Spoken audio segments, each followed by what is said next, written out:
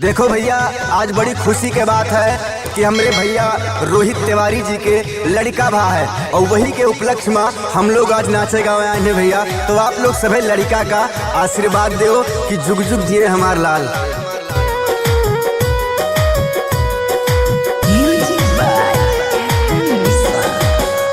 भैया रोहित के भये हैं ललनवा, भैया रोहित के भये हैं ललनवा, अंगनवा में सोहर गवाई, सोहर गवाई जी मंगल होई, सोहर गवाई जी मंगल होई।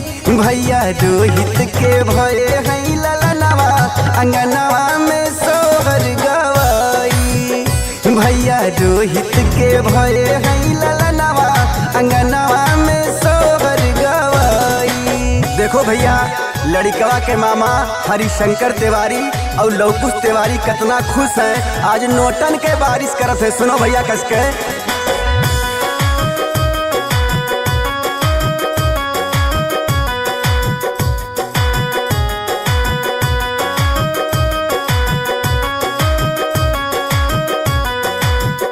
हाँ, लड़का के मामा रुपैया लुटाए,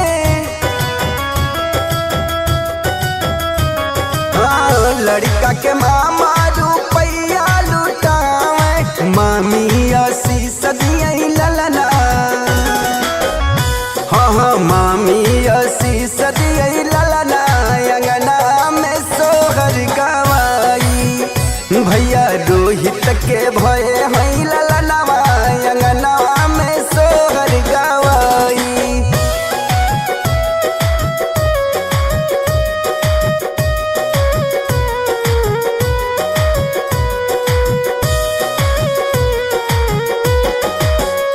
हाँ हाँ दादा दादी जी खुशियाँ मनावे,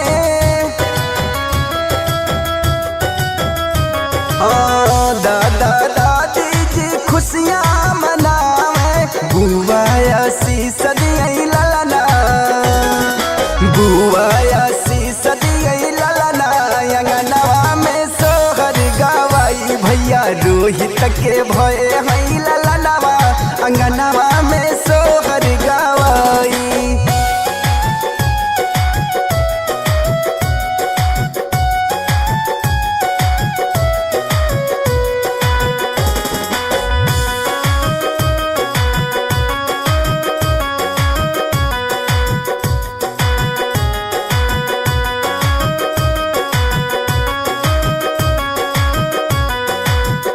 हाँ, लड़का के मौसा जी नाचत आवे,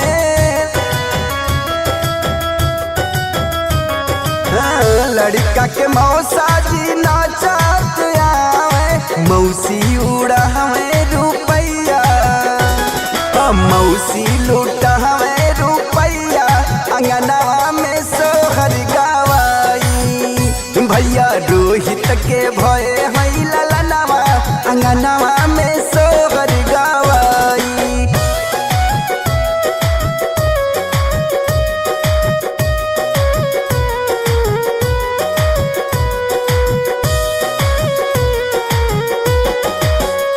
हाँ, मम्मी पापा के अखियन के तारा,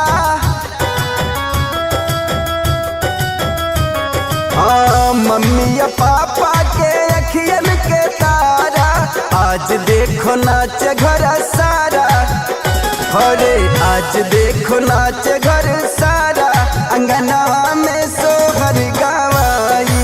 रोहित के भये हैं